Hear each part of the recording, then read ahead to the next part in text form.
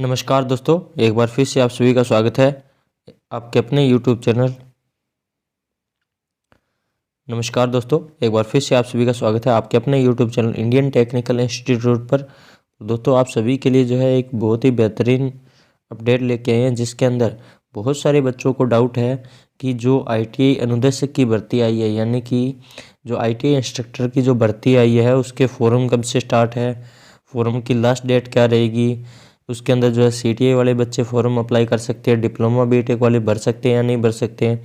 तो ऐसी जो है सारी की सारी जो चीज़ें हैं कि कितने फॉर्म फीस रहेगी, कितना आपका जो है भर्तियों की पोस्टें हैं, वो सारी की सारी बातें जो है आपको डिटेल से एक ही वीडियो में मैं आपको यहाँ पे बताने वाला हूँ। तो वीडियो को कंप्लीट देखिएगा। दूसरा, अगर चैनल पर पहली बार आए हैं तो चैनल को सब्सक्राइब कर लीजिएगा दोस्तों। तो चलिए दोस्तों, अपने देखते हैं कि इस वीडियो के अंदर आपके लिए क्या क्या चीज़ें जो है रखी गई है। तो चलिए दोस्तों, शुरू करते हैं।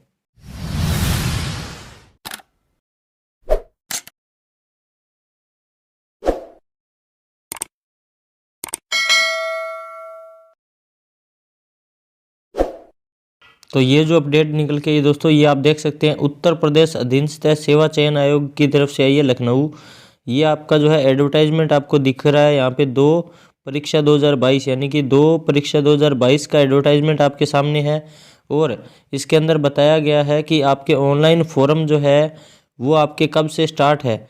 तो फॉर्म ऑनलाइन आपके देखिए यहाँ पर 18/1/2022 यानी कि 18 जनवरी से स्टार्ट होकर 8 फरवरी तक जो आपके फॉर्म चलने वाले हैं। और अगर फॉर्म में कोई त्रुटि रह जाती है, कोई गलती रह जाती है, तो उसको संशोधित कर सकते हैं आप 15 फरवरी तक दोस्तों। यानी कि आपको लगभग जो है 7 दिनों का टाइम इन्होंने संशोधन के लिए भी दे दिया है। इसके बाद में जो है इन्होंने बता दिया कि फॉर्म भरने के अंदर जो आपकी फ़ीस भरने की जो अंतिम डेट है, यानी कि आपकी जो फ़ीस है वो आपकी 8 फरवरी तक ही जमा होगी, उसके बाद में आपकी जमा नहीं होगी दोस्तों। और इसके बाद में देखते हैं कि इसके अंदर आपको दिया गया है कि कुल पदों की संख्या कितनी है दोस्तों। तो यहाँ पर आपको बता रहे हैं कि कुल रिक्त पद कितने हैं, 2504 पद है। यानी कि 2504 पदों के लिए ऑनलाइन आवेदन जो है आपसे मांगे गए हैं दोस्तों। और इसके साथ ही नीचे की तरफ अगर आप देख सकते हैं तो यहाँ पर आपसे जो PET परीक्षा जो है वो जिन बच्चों ने दे रखी है, ये बताया गया था। सबसे मेन जो चीज़ थी, इसी का आप लोगों को डाउट चल रहा है कि क्या PET परीक्षा जो है अगर नहीं दे रखी है किसी बच्चे ने, तो वो फॉर्म अप्लाई कर सकता है क्या। तो देखिए यहाँ पर इनका स्पष्ट बोला गया है कि केवल वही अभ्यर्थी ऑनलाइन आवेदन कर सकेंगे, केवल वही अभ्यर्थी जो है ऑनलाइन आवेदन कर सकेंगे जिन्होंने जो है आपकी प्रारंभिक अर्हता परीक्षा, जिसको प्राइमरी एलिजिबिलिटी टेस्ट कहते हैं, PET जो है वो आपने दे रखा है दोस्तों। तो केवल और केवल वही जो है कैंडिडेट इसके अंदर फॉर्म अप्लाई कर सकेंगे जो आपका फॉर्म भरा गया था। इसके लिए बहुत सारे जो बच्चे हैं वो अभी आपको जो है ट्विटर के ऊपर आंदोलन करते हुए भी दिख रहे हैं, जिसके कारण, क्योंकि ये एग्ज़ाम अभी हुआ है जस्ट लास्ट ईयर, और बहुत सारे बच्चों को इसके बारे में पता भी नहीं था, और टेक्निकल फील्ड के बच्चों ने ये कर भी नहीं रखा। तो देखिए इसके बाद में जो है आपसे जो है ऑनलाइन आवेदन करने के लिए इन्होंने बता दिया। ऑनलाइन आवेदन आपको करना कहाँ से है, तो ऑनलाइन आवेदन करने के लिए इन्होंने बता दिया इनकी जो ऑफिशियल वेबसाइट है वो उसके ऊपर जाना है, upssc.govit.in के ऊपर जाके आपको ऑनलाइन आवेदन करना है, और केवल ऑनलाइन आवेदन ही स्वीकार किए जाएंगे, इन्होंने स्पष्ट तौर पे बोल दिया दोस्तों। अब इसके बाद में आवेदन की प्रक्रिया वगैरह दे रखी है, आपको किस तरीके से आवेदन करना है, और इसके बाद में जो है आपको कौन कौन से डॉक्यूमेंट अपलोड करने हैं, ये सारी की सारी चीज़ें आपको बता रखी है। इसके अलावा जो है आप यहाँ पर देखिए, इसके अंदर जो है आपको आवेदन फीस शुल्क जो है वो आपका कितना रखा गया है। तो अनारक्षित और सामान्य वर्ग के लिए आपका जो है फीस इतनी रखी गई है, सभी के लिए लगभग फ़ीस जो है वो आपकी सेम रखी गई है, देख सकते हैं आप यहाँ पे, ठीक है ना। टोटल फीस आपको दे रखी है। अब देखिए इसके बाद में जो है यहाँ पर जो है आपको नीचे की तरफ जो है इसके अंदर बता रखा होगा कि आपको डॉक्यूमेंट दे रखे हैं, कि डॉक्यूमेंट कौन कौन से आपके जो है सही होने चाहिए, उसके बारे में दे रखा है। ये देखिए आपकी सबसे मेन जो चीज़ है कि कितनी कितनी पोस्ट है, किस किस कैटेगरी के लिए रखी गई है दोस्तों। तो सबसे मेन जो चीज़ है वो यही रहती है कि पोस्ट जो है आपकी कुल मिला के 2504 है, जिसमें से अनारक्षित के लिए 1000 जो है 42 पोस्ट है, अनुसूचित जाति के लिए 526 है, अनुसूचित जनजाति के लिए 44 है, अन्य पिछड़ा वर्ग के लिए 681 है, ईडब्ल्यूएस के लिए 211 पोस्टें हैं दोस्तों। आपको देखिए यहाँ पर सैलरी पैकेज भी बताया गया है कि आपका सैलरी पैकेज कितना रखा जाएगा। तो यहाँ पर आप देख सकते हैं कि मैट्रिक्स लेवल 6 का आपका सैलरी पैकेज है, यानी कि 35,400 से लेकर 1,12,400 रुपये तक का आपका सैलरी पैकेज इसमें हो सकता है दोस्तों। और परमानेंट ये जॉब आपकी असल में। तो इसमें ज़्यादातर जो है आपका पहले जो है केवल और केवल आईटीआई वालों को नहीं शामिल, आईटीआई डिप्लोमा बीटेक वालों को सीधे भी शामिल कर लिया जाता था एक्सपीरियंस बेस पे, लेकिन इस बार नहीं हुआ है। अब देखिए इसके अंदर जो है यहाँ पर आपके लिए जो टीचर के लिए जो आपके अलग अलग कैटेगरी में जो रिजर्व पोस्टें हैं वो देखिए यहाँ पर आपका जो है कोई अगर स्वतंत्र सेनानी का आश्रित है तो उसके लिए 21 पोस्ट है, विकलांग है तो 70 पोस्ट है, महिला है तो 460 पोस्ट है, कोई भूतपूर्व सैनिक है तो उसके लिए 95 पोस्ट है दोस्तों। अब इसके बाद में जो है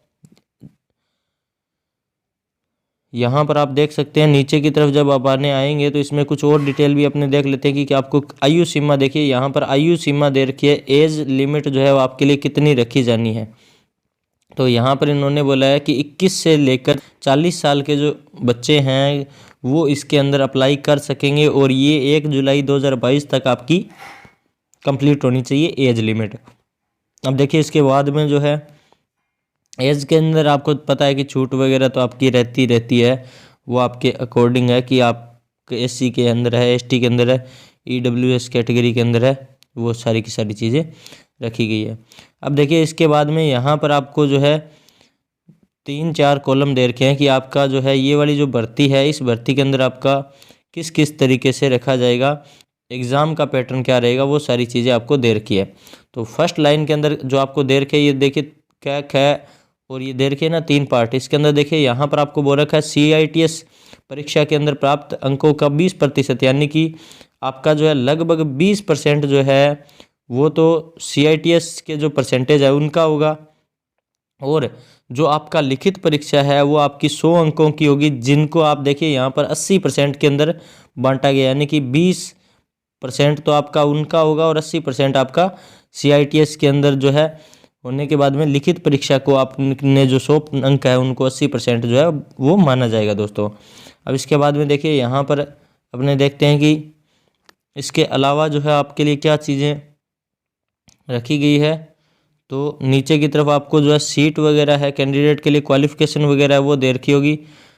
इसके अंदर जो है आपको क्वालिफ़िकेशन वगैरह दे रखी होगी, तो उन्होंने जो फॉर्म वगैरह दे रखे हैं इनके बारे में भी डिटेल से अपने आगे बात करेंगे कि कौन कौन से डिटेल से फॉर्म दे रखे हैं, किस चीज़ के बारे में दे रखे हैं। तो देखिए यहाँ पर आपकी अलग अलग कैटेगरी के लिए अलग अलग यहाँ पे पोस्टें दे रखी है कि इलेक्ट्रीशियन है, फिटर है, वेल्डर है, इस तरीके से किस किस कैटेगरी में कितनी कितनी पोस्टें हैं।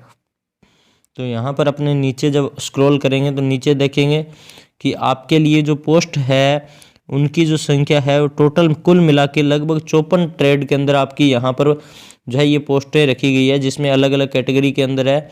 ये मैं आपको टेलीग्राम के ऊपर PDF सेंड कर दूंगा, जिसके अंदर आप चेक कर लीजिएगा कि कितनी आपकी टोटल पोस्टों के अंदर रखी गई है और आपकी ट्रेड की कितनी सीटें हैं इसके अंदर। अब इसके बाद में देखिए यहाँ पर आपकी जो है अलग अलग पोस्टें हैं, तो इसमें देखिए ट्रेड वाइज देख लेते हैं। तो ट्रेड वाइज अपने किसी भी ट्रेड के अंदर उठा लेते हैं रेंडमली, क्योंकि यहाँ पर आपका जो सिलेबस रहेगा वो तो लगभग सेम ही रहेगा। तो यहाँ पर अपने देखिए आपको बोला गया है कि किसी भी इंजीनियरिंग महाविद्यालय से आपका जो है बीटेक किया होना चाहिए और बीटेक के साथ में जो 1 ईयर का एक्सपीरियंस होना चाहिए। और यहाँ पर आपको जो सेकंड ऑप्शन है उसके अंदर दे रखा है 3 ईयर का आपका डिप्लोमा होना चाहिए, और आपके 3 ईयर के डिप्लोमे के साथ में 2 साल का क्या होना चाहिए, अनुभव होना चाहिए। ये जो अनुभव है इसकी सबसे मेन समस्या चल रही है कि अनुभव कौन सा चलेगा।